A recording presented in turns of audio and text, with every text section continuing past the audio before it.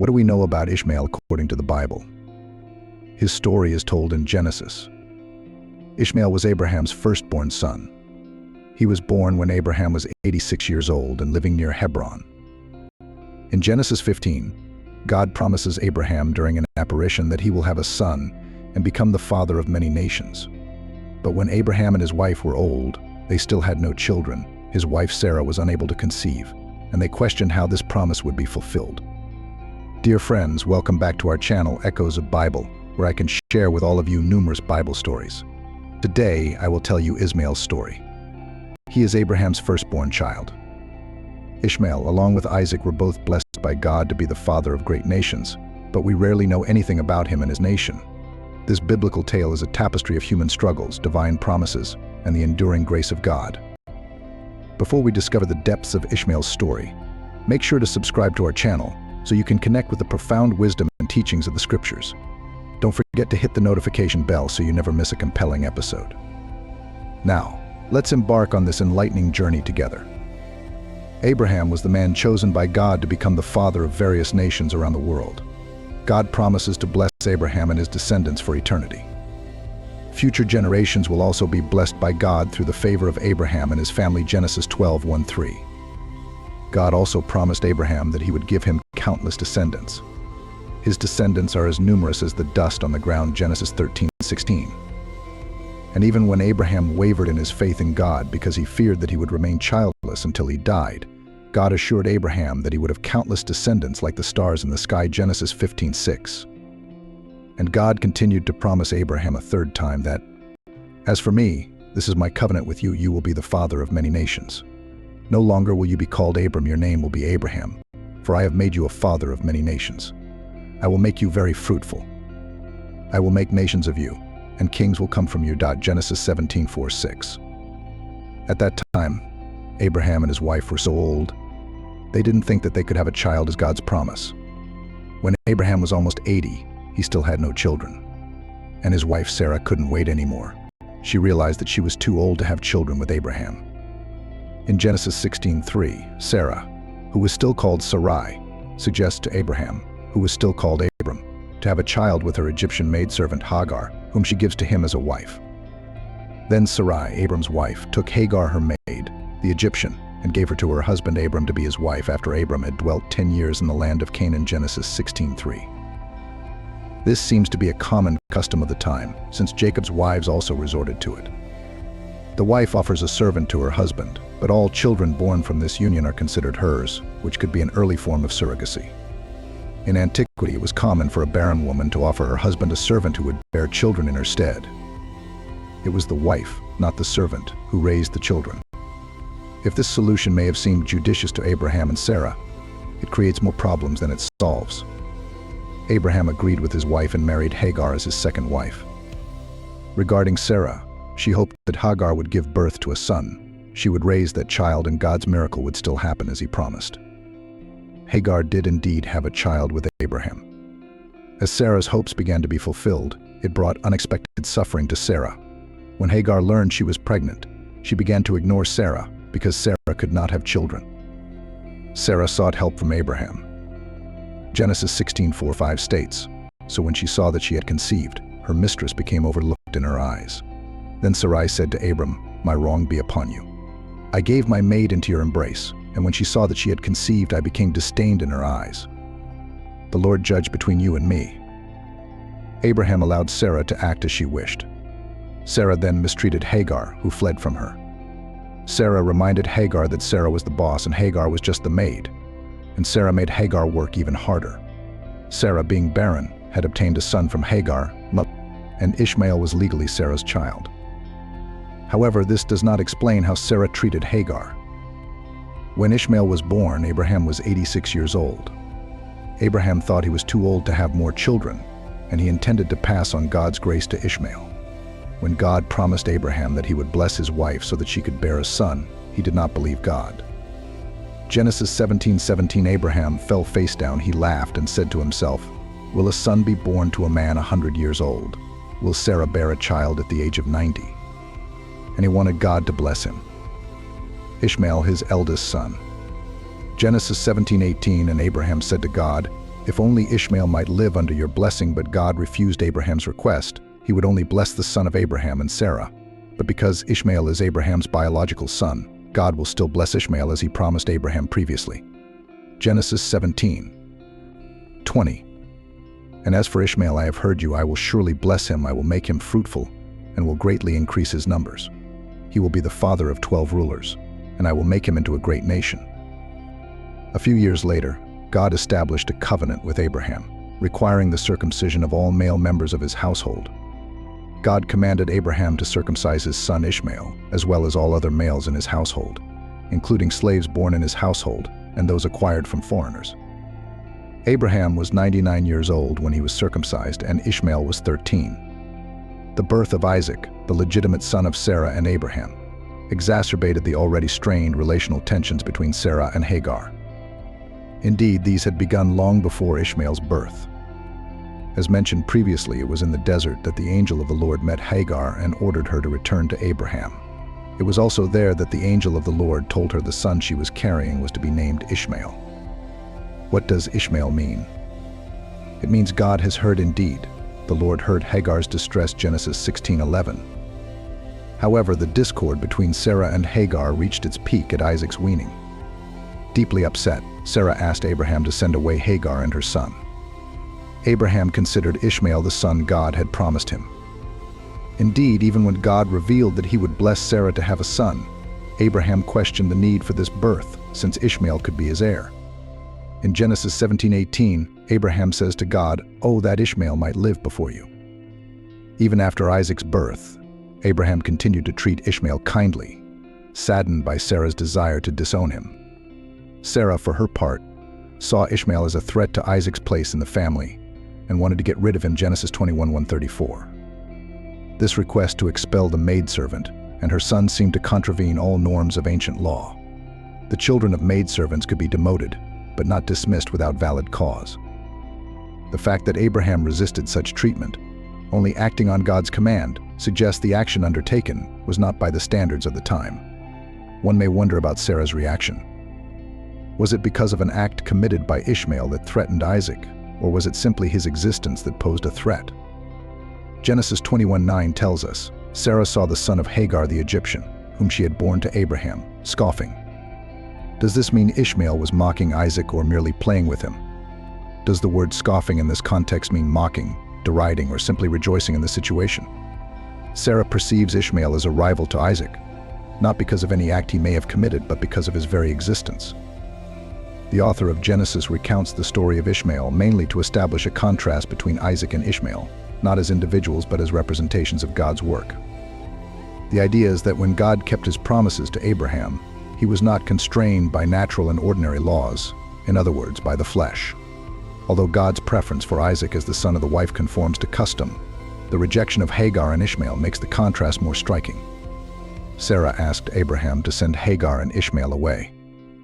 And she said to Abraham, "Get rid of that slave woman and her son, for that woman's son will never share in the inheritance with my son Isaac," Genesis 21:10. And the matter was very displeasing in Abraham's sight because of his son. But God said to Abraham, "Do not let it be displeasing in your sight because of the lad or because of your bondwoman. Whatever Sarah has said to you, listen to her voice for. In Isaac your seed shall be called. Yet I will also make a nation of the son of the bondwoman, because he is your seed." So Abraham rose early in the morning and took bread and a skin of water, and putting it on her shoulder, he gave it and the boy to Hagar and sent her away. Then she departed and wandered in the wilderness of Beersheba, Genesis 21:10-14. Hagar was sent away with her son into the wilderness. Hagar and Ishmael were lost in the wilderness near Beersheba, and they were about to die of thirst when God heard the boy and provided him with water. Hagar placed her son in the bushes and walked away because she did not want to see her son tormented in pain. When an angel appeared again before her, the angel told her that God witnessed her son's pain and would save him. When the angel finished speaking, Hagar immediately discovered a well of water nearby. However, God still had plans for Ishmael. He assured Hagar that Ishmael, as Abraham's son, would become a great nation, Genesis 21:17-18. The fulfillment of this prophecy is reported in Genesis 25:12-18. Ishmael had 12 sons who became powerful leaders and eventually a nation. Hagar, who herself was of Egyptian origin, chose an Egyptian wife for her son, and Ishmael settled in the wilderness of Paran. Genesis 21:21. They dwelt from Havilah as far as Shur, which is east of Egypt, as you go toward Assyria. Genesis 25:18. He had 12 sons and 1 daughter.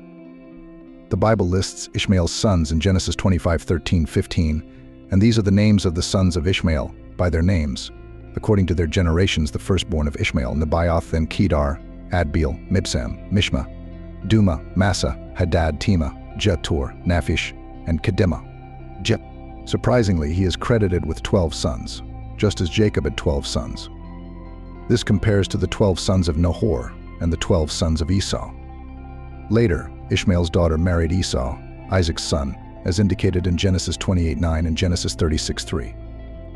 The region of Havilah, where Ishmael's descendants lived, was in the northern part of the Arabian Peninsula. Shur was a desert region between Egypt and the Negev desert. Isaiah 67 mentions the descendants of Nebajoth and Kedar as sheep breeders. Ishmael's descendants were called Arabs, which means nomads.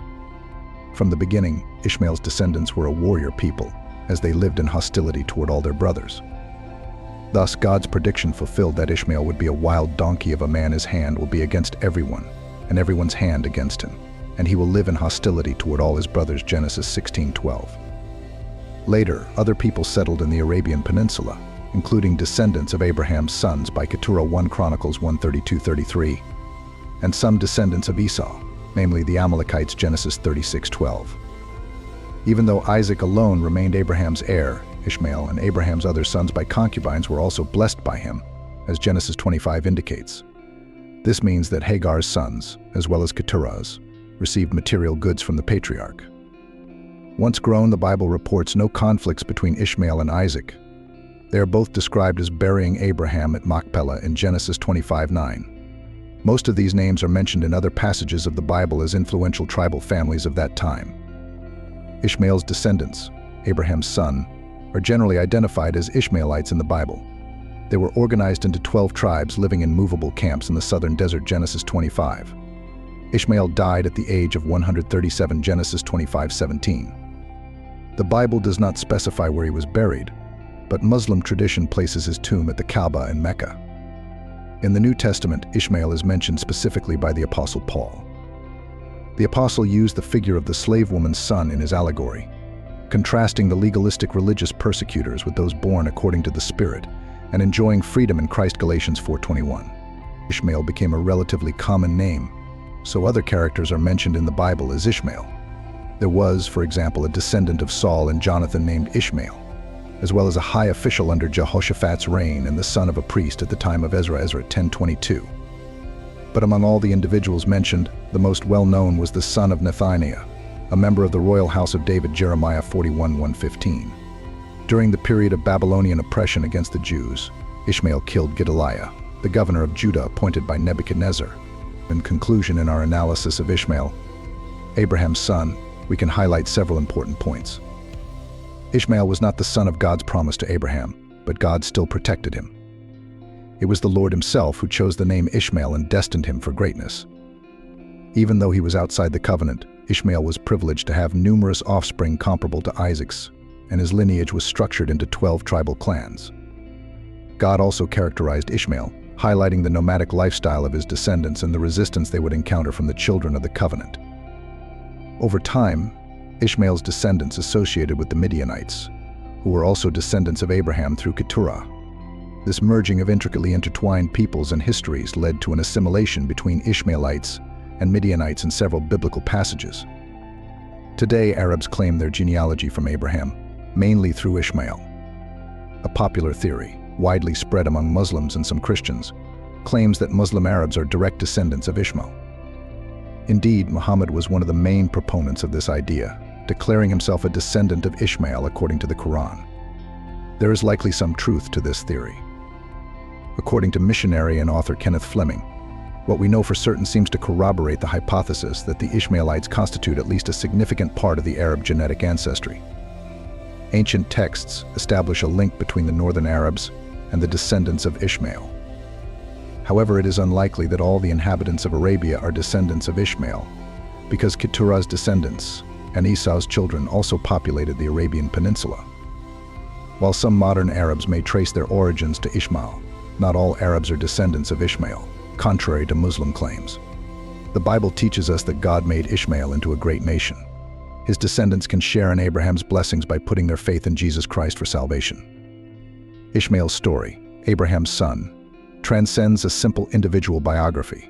It reveals an important part of God's work and the unfolding of His grace in the history of salvation. Ishmael symbolizes natural birth, resulting from the fertile union between Abraham and Hagar, while Isaac represents supernatural birth, where God manifested His great power by allowing a 90-year-old barren woman to conceive a child. The Apostle Paul uses the biblical story of Hagar and Sarah to illustrate a fundamental spiritual truth related to our salvation. In Galatians chapter 4, Hagar symbolizes the Old Covenant, rooted in human actions and the law.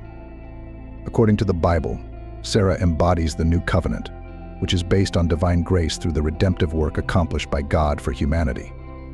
In Paul's analogy, believers in Christ are like the child born of Sarah. We are free, born of the Spirit. At that time, the son born according to the flesh persecuted the son born by the power of the Spirit. It is the same now. 30. But what does Scripture say? Get rid of the slave woman and her son, for the slave woman's son will never share in the inheritance with the free woman's son, therefore. Brothers and sisters, we are not children of the slave woman, but of the free woman. Galatians 4:29-31. Therefore, we who are believers are born again, begotten from above, spiritually transformed, renewed, and dedicated to His will, are not children of a slave woman, that of natural birth, but those of a free woman, that of supernatural birth. As we conclude this captivating exploration of Ishmael's story, we're reminded of the rich tapestry of human experience woven into the fabric of the Bible. If you find our videos meaningful for you, we invite you to subscribe to our channel, like this video, and share it with your family. By doing so, you contribute to our community's growth and help spread the wisdom encapsulated in these ancient tales. Thank you, and may God bless you.